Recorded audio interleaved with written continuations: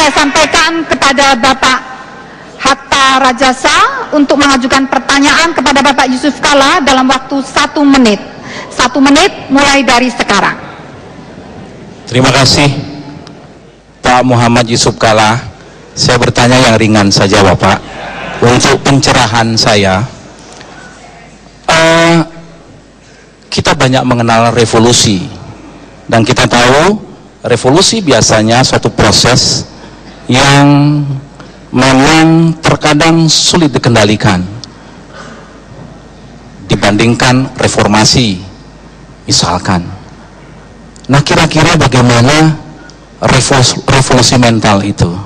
Apakah memang ada suatu values di tanah air kita yang memang sudah tidak sesuai lagi sehingga harus ada revolusi? Misalkan values Pancasila yang kita ketahui sebagai filosofis bangsa kita. Terima kasih Bapak. Terima kasih. Mohon Pak Yusuf Kalla untuk menjawab dalam waktu 2 menit. 2 menit mulai sekarang. Ya, revolusi jangan disalahartikan seakan-akan suatu pemberontakan, tidak.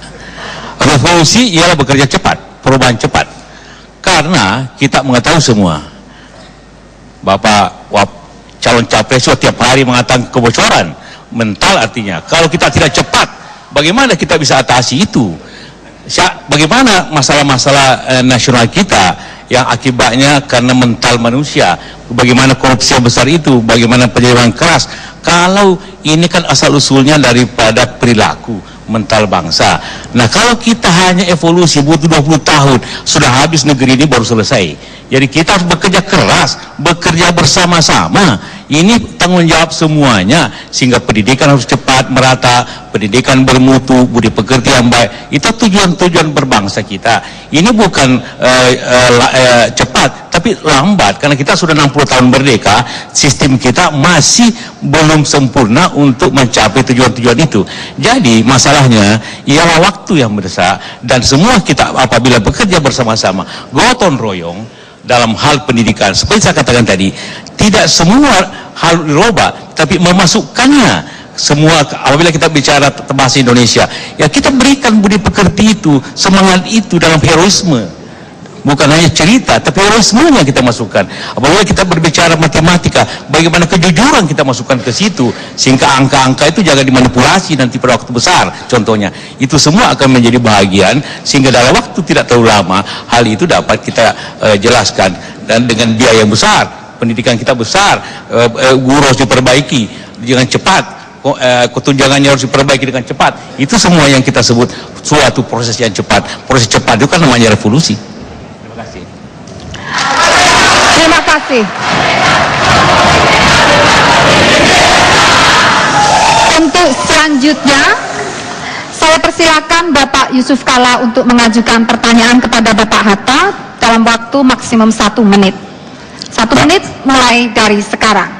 Pak Hatta, selalu kita menyebut bonus demografi. Apalagi Bapak dan pemerintah selalu berbicara akan terjadi pertumbuhan karena bonus demografi. Tapi kalau kita tidak hati-hati, bonus demografi bisa menjadi bencana demografi. Karena itu, apa langkah-langkah menurut Pak Hatta untuk melaksanakan bahwa bonus demografi itu betul-betul bonus, bukan musibah? Terima kasih. Mohon untuk dijawab dalam waktu 2 menit mulai sekarang. Terima kasih. Bonus demografi harus betul-betul kita manfaatkan, karena hanya sekali dan tidak akan terulang kembali. Usia produktif ini harus kita jadikan tidak hanya usianya saja yang produktif, tapi produktivitasnya harus kita tingkatkan. Tidak ada jalan lain, 2 saja Pak JK. Pertama, pendidikan. Pendidikan, dan yang cepat adalah bagaimana upaya-upaya kita, faktor yang kita sebut dengan total faktor productivity masuk ke dalam elemen pertumbuhan ekonomi kita, dan itulah yang kita sebut dengan sains dan teknologi. Oleh sebab itu, maka bonus demografi ini haruslah kita isi masyarakat Indonesia dengan ilmu pengetahuan dan berkemampuan teknologi, sehingga bonus demografi tersebut dapat meningkatkan pertumbuhan neto akibat dari bonus demografi tersebut. Kira-kira lebih dari 10% perkiraan saya apabila betul kita serius menangani dengan baik. Yang kedua, bonus demografi ini haruslah betul-betul kita manfaatkan di mana kesenjangan usia yang muda, jadi usia 0 sampai 15 tahun yang non produktif dan usia di atas 60 tahun yang tidak produktif, yang ini itu kita dekati dengan program-program social protection, sedangkan program-program yang produktif kita dorong untuk meningkatkan kinerja dan mengembangkan dua program, yaitu employment dan kewirausahaan. Dengan demikian maka usia produktif bisa kita tingkatkan produktivitinya. Terima kasih Pak JK. Terima kasih.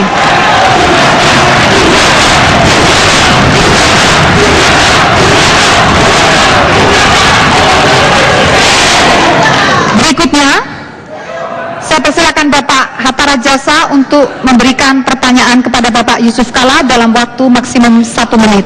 1 menit mulai sekarang. Terima kasih. Barusan saya tadi mendengar Pak JK mengatakan soal sertifikasi guru. Tapi seingat saya justru itu yang tidak disetujui atau ditolak sistem sertifikasi guru tersebut. Apa betul begitu Pak JK? Terima kasih. Mohon untuk dijawab dalam waktu 2 menit mulai sekarang. Karena kita bicara visi misi, Pak Hatta boleh baca semua visi misi kita, apakah ada itu? Jelas tidak ada. Yang ada ialah peningkatan seluruh kesejahteraan guru. Tentu kesejahteraan guru itu termasuk sertifikasi. Karena sertifikasi sendiri ada dalam undang-undang. Tidak mungkin seorang presiden bisa dengan seenaknya membatalkan dua undang. Karena itu adalah tidak mungkin Jokowi JK ingin mengatakan sertifikasi ditadakan. Pertama tadi tujuan kita adalah meningkatkan guru, tunjangan guru, kesejahteraan guru. Kedua, ini undang-undang. Tidak mungkin tanpa persetujuan semua partai. Jadi ini adalah tidak mungkin. Dan justru Jokowi JK tetap ingin ada sertifikasi guru dan segera dilaksanakan sebaik-baiknya. Waktu masih tersedia Pak. Waktu masih tersedia. Akan ditambahkan waktu masih ada. Waktu masih ada 1 menit lebih. 1 menit tepat masih ada. 1 menit.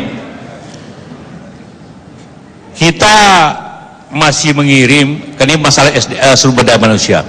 Kita masih mengirim tenaga kerja Indonesia ke luar negeri dalam jumlah yang banyak.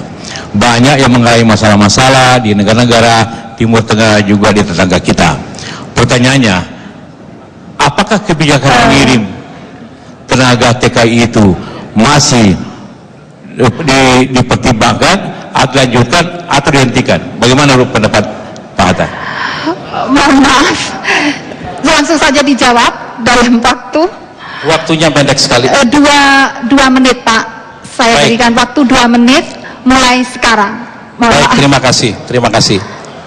Yang pertama, kita harus mendorong pertumbuhan ekonomi kita, mengembangkan program-program kewirausahaan, mengembangkan usaha-usaha kecil menengah koperasi, agar kita dapat meningkatkan employment tenaga kerja di tanah air kita. Itu yang pertama.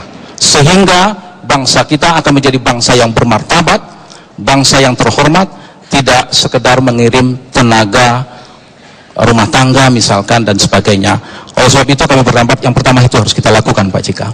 Yang kedua, kita boleh mengirim tenaga ke luar negeri, tapi tenaga skill, bukan labor atau cheap labor atau tenaga murah, tenaga kasar, karena itu akan mengganggu harkat dan martabat bangsa kita.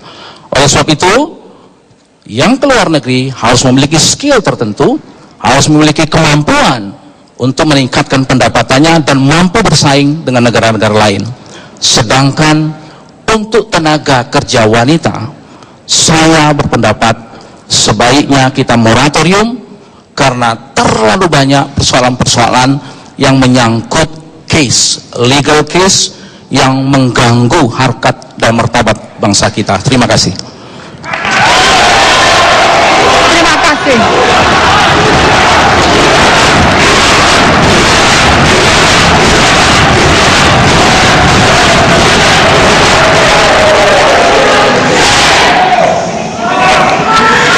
Hadirin sekalian, nampaknya perdebatan acara ini, debat ini semakin seru, dan tentunya pada segmen berikutnya kita akan melanjutkan dengan segmen saling berdebat. Namun sebelumnya kita ikuti lebih dahulu jeda berikut.